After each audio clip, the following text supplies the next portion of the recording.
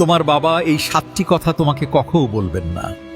তিনি যদি বেঁচে থাকেন তাহলে ভিডিওটি মনোযোগ দিয়ে শেষ পর্যন্ত দেখো। নাম্বার 1, তিনি নিজের সমস্ত কষ্ট সহ্য করে নেন, কিন্তু তোমাকে তা বুঝতে দেন না, যাতে তুমি সব সময় নিশ্চিন্তে থাকতে পারো। তুই বাবা নিজের সব স্বপ্নকে বিসর্জন দিয়ে তোমার স্বপ্ন পূরণের জন্যই বেঁচে থাকেন, যাতে তোমার কোনো কিছুর অভাব না হয়। 3, বাবা যখন তোমার উপর কঠোর হন, তার ভালোবাসা একটুও কমে না, বরং সেই বকুনিটাই তার চিন্তা আর ভালোবাসার বহিঃপ্রকাশ। 4, তিনি নিজে কম খেয়েও সব সময় তোমাকে বেশি খাওয়ানোর চেষ্টা করেন, কারণ তোমার খিদে তার কাছে অনেক বেশি গুরুত্বপূর্ণ।